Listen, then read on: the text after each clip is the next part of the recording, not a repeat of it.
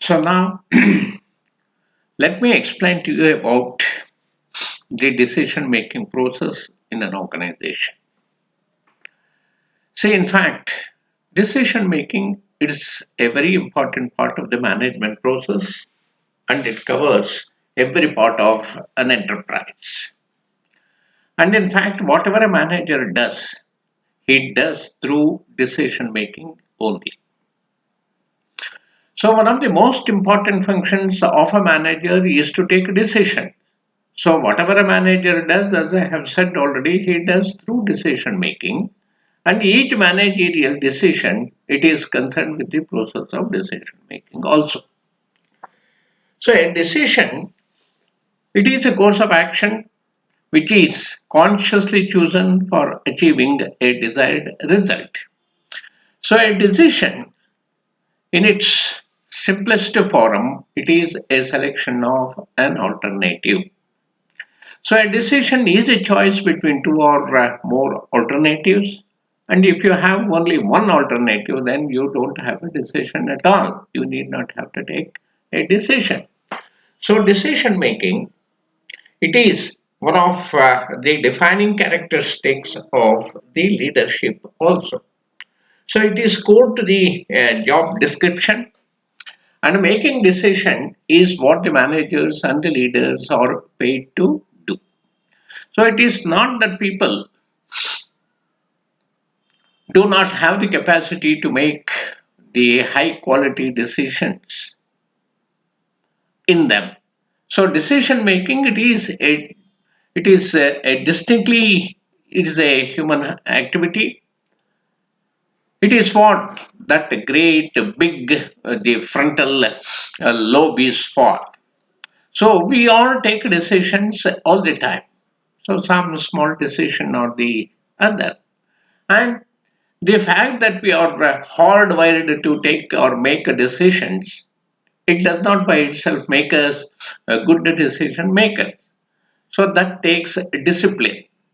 So discipline to do at least four things all the time and well, or one, see, realize when and why you need to make a decision.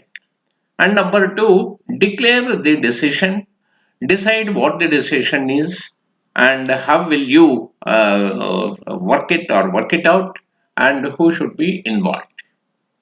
And number three, work the decision, that is, work out the decision.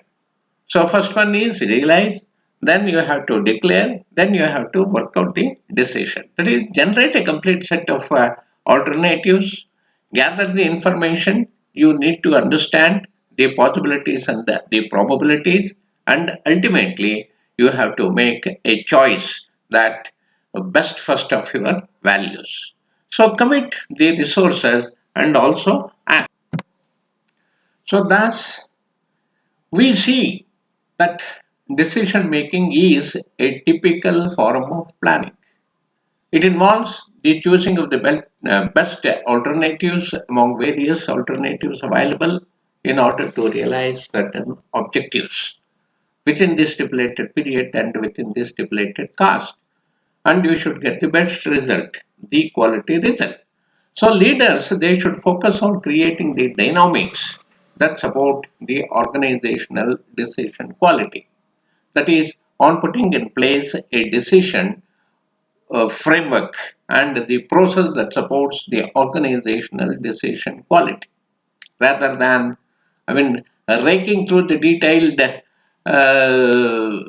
details of the specific decisions. So a high quality decision process, it highlights the frame, potential, alternatives, and the key assumptions that drive the value. So this allows the leaders to spend their time declaring the right decisions, providing a set of common criteria, and testing the key assumptions of each decision. Then, what are the characteristics of decision making? One, an intellectual activity. Decision making is an intellectual activity because the process of decision making is basically a human and intellectual activity. So, it is a mental exercise which considers and evaluates all the alternatives available for realizing certain objectives. And number two, the second characteristic feature of a decision making is it's a process of selection. So a decision is basically a process of choice making. It chooses the best alternative from various alternatives available, various alternative courses of action. And if there is one alternative only, we have already said that there is no decision making required. And number three, it is an element of commitment. So a decision, it is a resolution of the commitment of the mind to act in a certain manner in the given circumstances. So this may also involve to do or not to do anything. And coming to the other characteristic feature of the decision making, it is evaluation of the alternatives. So before taking any final decision, the decision maker evaluates various pros and cons of the different alternatives. Again, implies uncertainty about the final result of each possible action. So decision is always result oriented. So decisions are the vehicles for carrying the managerial workload. So no decision can be taken without any purpose. So a decision is taken to realize certain objectives. So further, decision making, it involves a time dimension and it has the time lag. So it should have the time dimension or the time tag. You will have to take decisions within a given time period or as early as possible. And some of the important elements of decision making are one, the concept of a good decision. So that is the first and the most important element of the process of decision making. It is the perception of a decision. So therefore, the decision it should be sound and result oriented. The decision should be based on a careful analysis of the facts and figures. And similarly, the environment of coming to the environment of decision, the management should create a favorable environment in an organizational structure for good decisions. Because the decision environment can be divided, the decision environment that can be divided into two, parts, the internal and the external. So, in an internal environment, the labor management relations, organizational pattern, the delegation of authority, the decentralization policy, they are some of the important factors. Then come to the psychological elements. See, the decision making is a human process. So, it is but natural that the decisions taken will be affected by the psychology of the decision maker. So some personal attributes affecting the decisions, they are the intelligence, educational level, temperament, experience, knowledge, position, attitude, etc. So then coming to the timing of decisions, all decisions, they should be taken as far as possible immediately and according to the circumstances.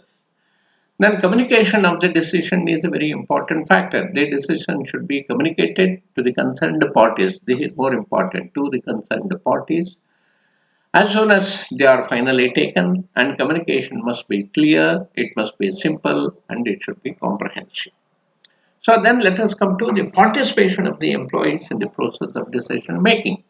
So as far as possible,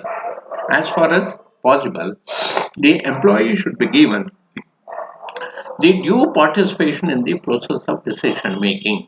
They should be motivated and they should be educated for that so that they become capable of taking the decision. And the steps involved in the decision making, they are one, the setting of the objectives, and number two, it is the perception of the problem, analyzing the problem, developing the alternative solutions, the screening of the alternatives, selecting the best solution, implementing the decision, and the feedback and the control. Now let us see the principles of decision making. See, coming to the principles, the managerial theory of decision making, the mathematical theories, the psychological theories, the principle of exceptions, the principle of alternatives, principle of limiting factors, the principle of participation. These are all the principles of decision making.